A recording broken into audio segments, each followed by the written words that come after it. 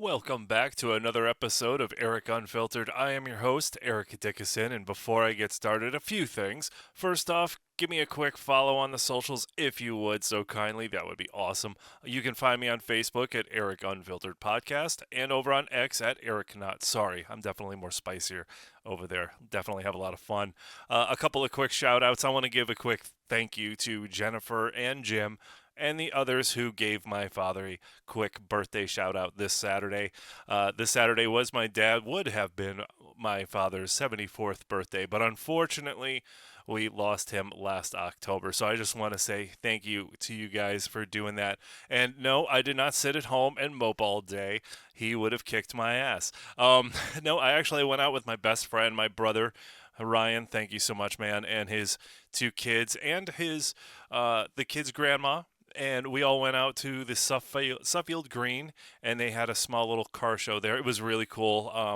I should be. Let's see. I don't know how I'm going to edit this yet, but right now you should be seeing a couple of photos. I got like two or three photos. I do have a video, but I haven't sat down and chopped that up yet. But it was cool. My favorite was as you can see there's a ~57 Chevy Bel Air, and oh, those colors, dude. Come on, I love that. So yeah, I didn't sit at home and mope. I had a lot of fun before we started, before the heavens opened up, and luckily we didn't get too wet. Oh, and Ryan bought me Italian ice, so winning, right?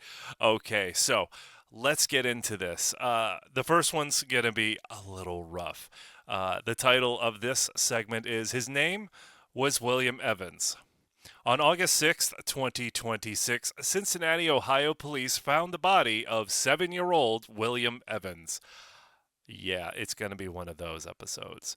I'll give you a few minutes to pause if you have sensitive, not a few minutes, a moment. I'll give you a couple of seconds in case you got some sensitive ears around. You wanna pause this on. It doesn't get too dark, but it does involve little 7-year-old William Evans there. So okay, I give you enough time. All right, so 7-year-old William was found bound with duct tape inside a closet in an Oakley apartment on Madison Road. The boy was developmentally disabled. Detectives described injuries consistent with weeks to months, more than 2 months, of beating, blunt force trauma to the head, face, torso, back, and limbs, burns, and what has been described as water torture, being held underwater and choked for extended periods of time. Neighbors said they did not even know a child lived in the home. A veteran homicide detective called it one of the most disturbing child abuse cases he had seen in over 2 decades. 3 adults were charged with the murder and child endangerment. All pled not guilty. Bond was set at roughly $1.1 million for each. The boy's biological mother, his mother, Caitlin Evans, age 38. According to prosecutors, she lived in the apartment with the other two defendants, and the three of them acted as co parents to William. No, no, you didn't. That's not parenting. No, no, you monsters. I'm trying really hard, people. As you know, if you haven't noticed, I've been really good lately. I've been really trying not to use my favorite word. This does not help. Okay. The other two defendants are Nessa Keeney, age 23, and Kirby Rankin, age 33. Hamilton County court records list both Keeney and Rankin as biological males. Booking records also list Keeney as male. However, local media referred to them as women and used female pronouns. But no, no. His mother was the only biological female. There was two other males. Yeah, more trans violence. A 7-year-old. Fantastic. Prosecutors stated the three lived together and co-parented the child. Again, with that word, parented. No, they didn't. No, they didn't. In a 911 call that led police to the apartment, Evans identified Rankin as her partner and claimed Rankin had taken the boy. Rankin later disclosed involvement in the prolonged abuse and implicated Evans and Keeney as active participants, according to court testimony. Keeney's attorney said no, counsel, he, your client is a he. Okay. Yeah. So he stated he tried to treat the injuries caused by someone else in the household, and he failed to report the abuse. Evans's attorney said she, very good, failed to act to save her son's life, and that she did not cause the death herself. I don't care. Williams's father, a real boy, spoke in court and said the defendants had kept his son from him for 9 months, quote, over lies, end quote. Family members had grown concerned enough to consult an attorney and hire a private investigator shortly before the body was found.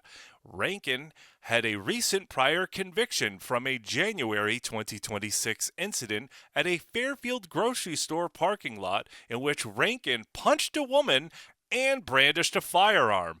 Rankin was free on bond at the time of the boy's death. Huh. I have questions.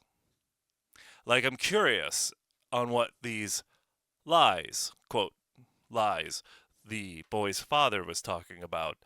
I'm curious if they were like, were they thinking and trying to believe that the boy was a girl now? It's happened, people. It's happened. I don't know. I did not find evidence of that. I'm just pondering. Yes, it seems like it because there was obviously a lot of mental illness inside this house. Clearly, a lot of mental illness inside that house. Curious, another question here. So after this mentally ill man's arrest, where was DCF? Curious. I mean, I don't know what the laws are and statutes, and I don't know. I don't know. But I mean, look, everybody, let's be real. Everyone gets uppity when someone anywhere does a crime and a firearm is involved, right? So many people, a firearm was brandished, a firearm was found at the scene. It's always, oh, no, they jump for gun, right? Right? Everybody gets uppity on gun laws, especially when there's now a child or a minor involved somewhere in the orbit of said crime mixed with a firearm. So this mentally ill man brandishes a firearm, physically assaults a real girl, and I didn't find anything regarding like DCF went, oh, wait a minute, we should probably look into the safety and well-being of this house. Did this guy just have a really, really bad day? Or is this kind of a sign of other issues? Like, is everybody cool in the house? Again, I'm just asking questions. I don't know. But that incident happened in January. The father is claiming he has not seen his child in over 9 months. January, it's been 8 months. I'm curious. Is there like a DCF case on this house? I don't know. Just asking questions. But all I know is obviously this is a completely terrible story. And at the end of the day, the life of a beautiful boy who was already dealt a tough hand. I mean, let's face it. He was entrusted in the care of his own mother. And who in their right mind at the end of the day would have thought that entrusting the life, safety, and well-being of her own child, of her own blood, would cause that was his death sentence. One word. Wood chipper. That's all I gotta say. You FAFO with kids. Wood chipper. Dull blades. But wood chipper. Yeah. Okay.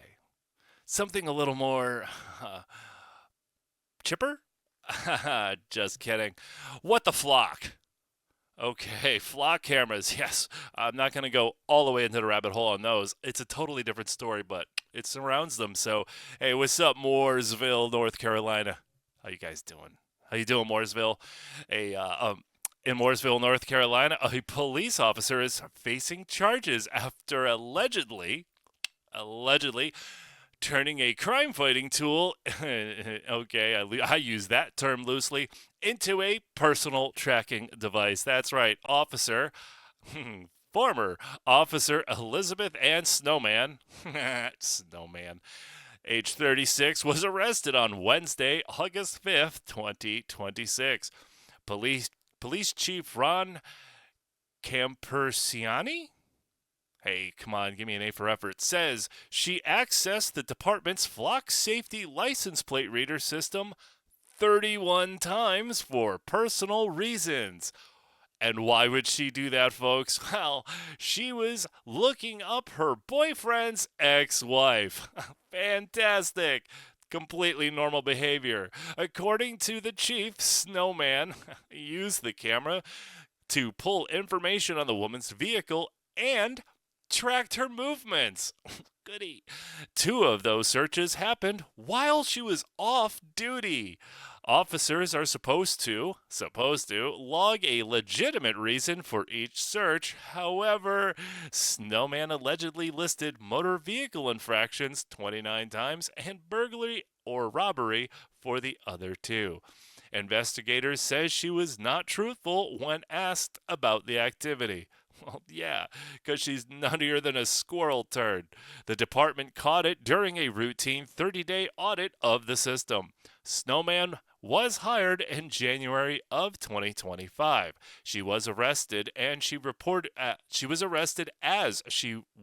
for her shift and was charged with a misdemeanor count of accessing computers for a purpose other than official law enforcement duties. Misdemeanor? That's it? Pff, dude. She was held on a $5,000 bond at the Iredell County Detention Center and later released. As of latest reports, her employment status is still being decided by Human Resources. Some reports state that she has already been fired. I'm guessing it's probably a union thing, probably like a paperwork thing. I mean, come on. With the state of law enforcement, yeah, nobody's going to have her around. So, I mean, not even the union's going to back her. So I'm sure sorry, we're waiting for the judge and it's the long weekend or something. She's gone. Come on. Chief Campuriciani, I'm trying, made it clear that this may not be an isolated case. Oh, do go on. He said the department is reviewing all of the activity of at least 10 other officers. Oh, 10. Yeah. Don't worry. I thought the same thing you guys were thinking. And the number is 124. There are 124 officers employed there. Yeah. Give or take. Yeah, I thought the same thing. So, yeah, but 10 of them. Oh, good. Fantastic. A few of those cases look problematic, and more charges could follow. In response, Mooresville police is tightening the rules. Oh, duh. Officers will now have to provide an active case number and answer extra verification prompts before running any search on the Flock system. Flock Safety, the company behind the cameras, called any misuse unacceptable and said its audit tools are designed to help expose this. This is the second time in about a week that a Charlotte area officer has been accused of misusing the same technology. The story raises bigger questions about how easily these powerful camera networks can be turned into tools for personal surveillance, and whether current safeguards are enough. Wait, scroll back there. What was that? This is the second time. Yeah, you caught that too, right? Yeah, I caught that too. So, yeah. I only heard about this first time. You may not have. I heard a blip of this. This popped up in one of my timelines or something. But I didn't hear about a second time that there was an issue. So, yeah, you don't have to look it up. Your boy gotcha. I looked it up. So the first case involves the Charlotte Mecklenburg Police Department, CMPD, 25-year-old officer Seth Elliott. How you doing, Seth? Not too well. On July 29th, 2026, the North Carolina State Bureau of Investigation arrested him on a Class 1 misdemeanor. It should be harsher, especially when I continue on. Misdemeanor charge of illegally accessing a government computer. According to the court documents and SBI statements. Oh, good. This is North Carolina. Flock cameras. Connecticut. How many of those do we have? Let's see. Oh, I looked that up too because they're doing flock cameras. Oh. There is no accurate way to look up how many flock cameras we have here installed in Connecticut. Did you know that? I tried. Yeah, some places are like, there's only according to DFlock, there is over 630 flock cameras in Connecticut. Are you feeling safe? Oh, awesome. But anyways, back to North Carolina.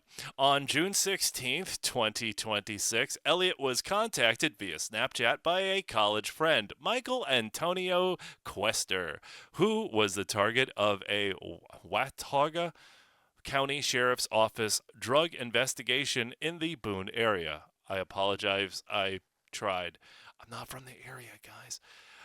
Quester asked Elliott to look up a North Carolina license plate on a vehicle that had been hanging around his father's business. The plate belonged to an undercover officer's vehicle used to in the buying. The plate belonged in an undercover officer's vehicle, which was used in the purchase of psilocybin mushrooms and marijuana vapes. Come on, North Carolina. I thought you were cool. Anyways, Elliott ran the plate through the flock system and the state CJ Leads database, then shared the information back with his friend. Because that's what you do, right? All right, CMPD does not own or operate its own flock cameras, but has a memorandum of understanding allowing officers to access other agencies' flock data. Elliott was hired in February of 2024 and was assigned to the University City Division. He was first placed on a paid administrative assignment with system access revoked after the SBI notified CMPD on June 18th, then moved to unpaid administrative leave after his arrest.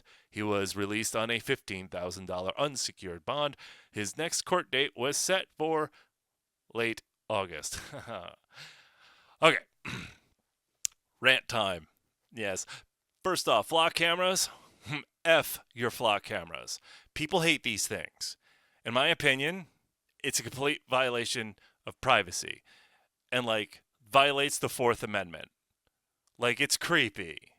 And I don't know about you, but myself and my homie Pepperidge Farms, we remember when Democrats, at least here in the state of Connecticut, screamed bloody murder. They tripped out, not on psilocybin mushrooms, but they freaked out when they found out ICE was using cameras and license plate readers to catch illegals. They screamed bloody murder. They wanted them shut down, and they freaked out. But then what happened? What happened? Well, we all know what happened. They found out that there was a revenue stream, free money. They could just steal your money. And they soften it by saying, don't worry, there's not going to be points to your license unless it's super egregious, and it's not going to affect your insurance. No, it's just extortion. Yeah, that's really gross. So we all hate these flock cameras. But people are doing exactly what we're told they weren't going to do. But they were upset they were doing it. But then we were told they weren't going to do it. So they were mad that they were doing it for illegals, but it's okay. Make it make sense. I haven't eaten enough crayons to make this make sense. None of this makes sense.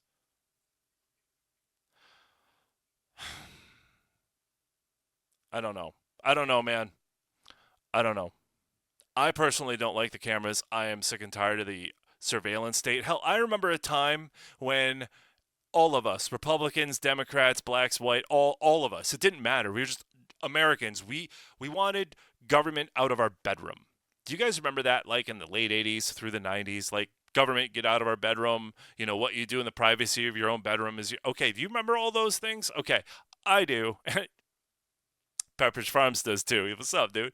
So I know I remember that, but now big government's literally everywhere. It's in our face. It's up our ass. It's on our phone. It's in our car. It's on our streets. I mean, if people were screaming and crying about getting Big Brother out of their bedroom, forget your bedroom, bro. Big Brother's in your house, and people are cheering for this. I'm not. I don't know. But when it comes to this stuff, at least regarding the law enforcement, we all know law enforcement has been under a freaking huge microscope recently. And then for some dumbass to make this dumbass decision, dude, you dumbass. I mean, we entrust ordinary people, citizens, just normal everyday citizens, to do a job which asks for the extraordinary. You know, me and many of my friends and a lot of people I know, we applaud those that that who take up the call. They heed the call. And again, we can, argue and bicker over certain things, but in recent years, we know law enforcement has come under the microscope, which at times might be a little bit too much. We could argue again. We could argue, but at the same time, we're asking normal people to do extraordinary, do dangerous shit, right? Do a dangerous job. But we also, like I said, we entrust you, and then when you take advantage of that trust with a tool that we, the people, all of us, paid for your own, I don't know, kind of nonsense. Like, you're stalking your boyfriend's ex-wife? Dude, you know how to pick 'em, bro. I don't know who the boyfriend is, but it must be like a golf ball garden hose situation or something. Dude, she's... Walk away. No, run. Just, dude, run. I don't even know what your name is. Bob. Run. Run. Anyways, moving on. Active duty Marine charged with assault. Did you hear about this one? I didn't. Actually, I did, obviously. It popped up on my timeline. I didn't hear about this on any of the news outlets. I'm not saying they're not covering it. I'm just saying I haven't heard it. But in North Carolina, God, why are we sticking around North? I'm sorry, I'm beating up on North Carolina today. At Camp Lejeune, Marine remains behind bars after being charged in connection with a violent assault that left a young Michigan woman with life-threatening and life-altering injuries. 26-year-old Isaac Mateo Ruiz, an active duty Marine assigned as a mortarman to the 1st Battalion, 2nd Marine Regiment of the 2nd Marine Division at Camp Lejeune, was arrested on June 24, 2026. Wilmington police say the incident occurred on or about June 15th at a residence on Talon Court.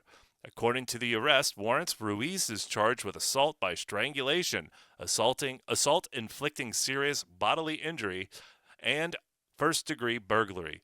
Investigators allege he entered the occupied home and attacked 22-year-old Savannah Johnson. Johnson, a recent Northern Michigan University graduate who had been staying with relatives while exploring opportunities in the Wilmington area, suffered fractures to her C5 and C6 vertebrae with ligament damage, compression fractures from T2 through T6, and vertebral artery dissection and narrowing of an internal carotid artery. She required emergency spinal surgery, was placed on a ventilator, and was initially paralyzed from the neck down. Family updates indicate she has since been transferred to a rehabilitation center in the Chicago area and continues intensive therapy. Police described a multi-week investigation that included interviews, evidence analysis, surveillance reviews, and tips from the public. An earlier suspect had been charged, but those charges were dismissed after prosecutors determined there was insufficient evidence and a supported alibi. At his first court appearance, a judge set Ruiz's bond at $1 million secured. Conditions of any release include no contact with Johnson or her family, electronic monitoring, and house arrest limited to his attorney visits, court appearances, or medical needs. He needs them. Court records at the time showed no prior criminal convictions. The 2nd Marine Division has confirmed Ruiz's status and stated it is aware of the arrest and is in full cooperation with local authorities. As of most recent reports in early August 2026, Ruiz remains in custody at the new Hanover County Detention Facility. His next court date has been continued until January 2027. The investigation is ongoing, and anyone with information is asked to contact the Wilmington Police Department at 910-343-3600. WTF, Marine? I've got questions.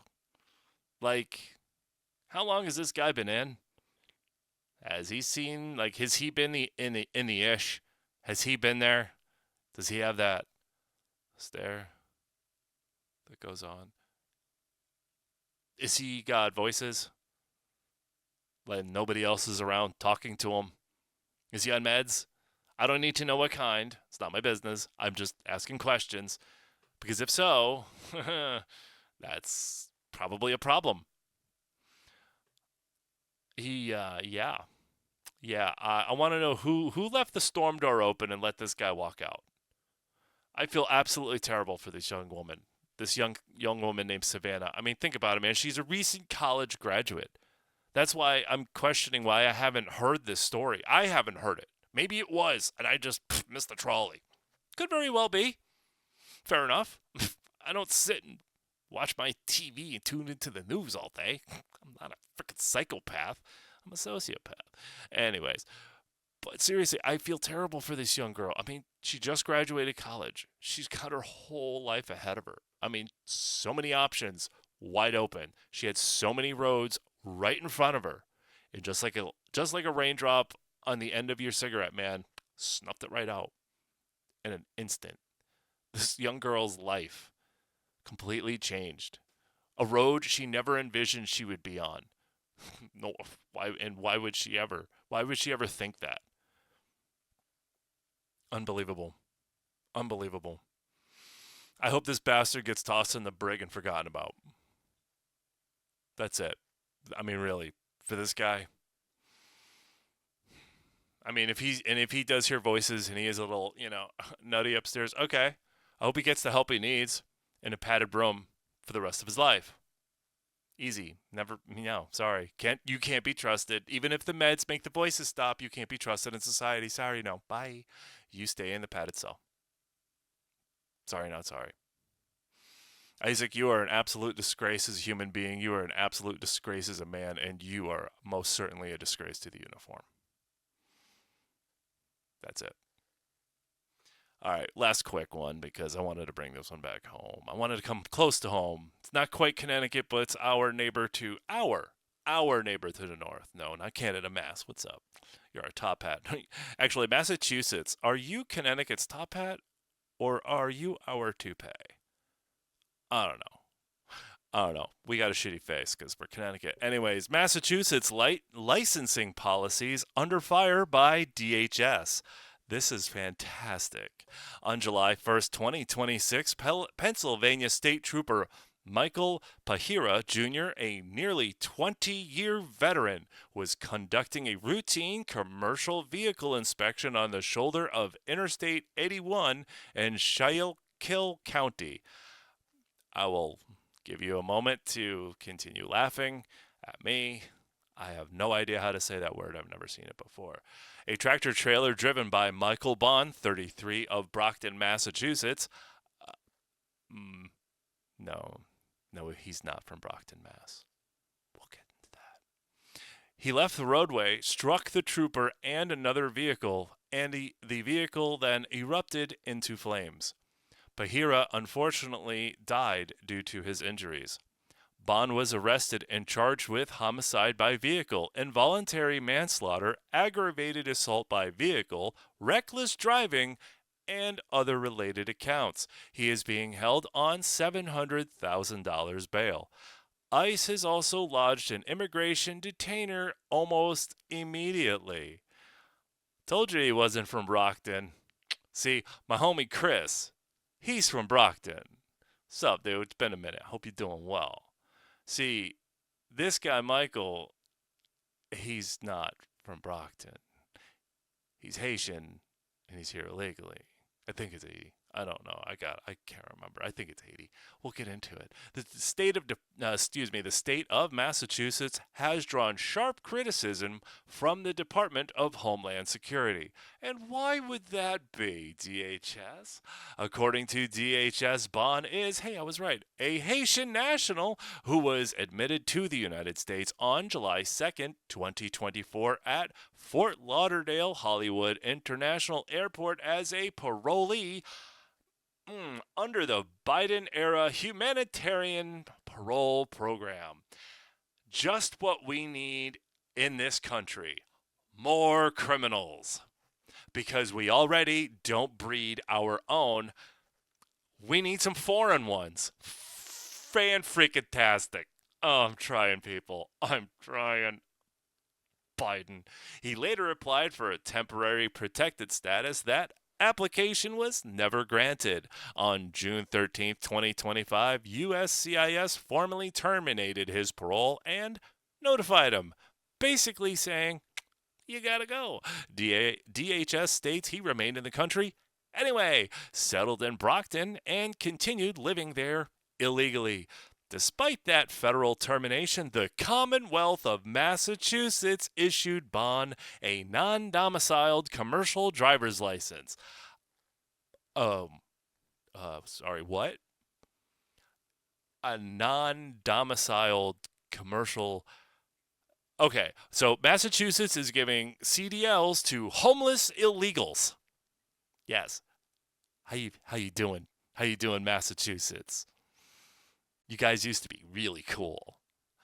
So yeah, I can't get stoned enough and eat enough crayons to make this shit make sense. Reporting indicates the license was issued around March 2025 and later renewed as recent as February of 2026, well after the parole notice. That CDL is what allowed him to legally operate a commercial semi-truck on American highways. No, no, it was not allowed legally because there's absolutely no way giving an illegal a CDL is legal. I don't care what kind of mental gymnastics or what some kind of BS somebody wrote down on a piece of paper. There's no way this was legal. You know, and I know. Make it make sense. Make it make sense. DHS has been blunt. Massachusetts gave a commercial driver's license to a Haitian national the federal government says was present illegally after his parole ended. Acting Assistant Secretary Lauren Biss put it this way, quote, this Haitian illegal alien was released into our country by the Biden administration, and the sanctuary state of Massachusetts gave him a commercial driver's license. Now, a Pennsylvania state trooper is dead after a crash that 100% preventable. Illegal aliens should not be driving trucks on American highways. End quote. She's not wrong, man. She's not wrong. To be clear, Bond's defense attorney has pushed back, releasing records that show a pending asylum application and employment authorization running into 2027, arguing he was authorized to work and remain at the time of the crash. No, he wasn't. The feds told him to get out. And just because some anti-American bleeding heart bureaucrat douche whistle wrote down making it legal on paper. No, I don't care. An American is dead because of this. That's what I care about. DHS's position remains that pending applications and work permits do not confer legal status once parole has been terminated. So the sequence stands. Federal parole ended in 2025. Massachusetts still issued him a CDL license. Months later, that truck was involved in a fatal crash that killed a state trooper. So isn't that just awesome? So federal officials have also noted that Massachusetts previously resisted certain federal rules aimed at tightening non-domiciled CDL issuance. The practical result, according to DHS, is that a man they classify as illegally present after parole termination was handed the credentials to drive a commercial vehicle across state lines. The criminal case continues in Pennsylvania. The immigration detainer is still in place, and the licensing decisions made in Massachusetts are now part of the public record and the political debate. So, hey, how you doing, Mass? You guys doing good? Specifically, Massachusetts residents that have a CDL license who are currently unemployed. How you doing? While you struggle to find work and provide for your family, your state that doesn't care about you is giving CDL licenses to homeless illegal aliens on your dime. See, this is not a Republican Democrat thing. This is not a black and white thing, up, down, left, right, BA. This isn't a us versus them thing. This is an American versus why you care so much about the person that doesn't belong here thing.